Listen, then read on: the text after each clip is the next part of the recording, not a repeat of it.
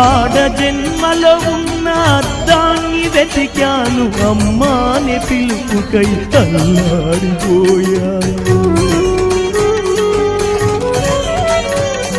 చిన్న నోట తొలిసారి అమ్మాని పలికితే ఆడ జన్మను నేను గెలిచానుకున్నాను.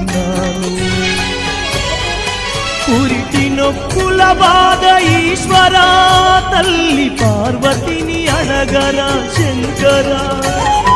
పురిటి నొప్పుల బాధ ఈశ్వరా, తల్లి పార్వతిని అడగరా శంకరా. తల్లిగా పార్వతికి ఒక నీతిని, ఈ తల్లి గుండెల్లోన చితిమంటని.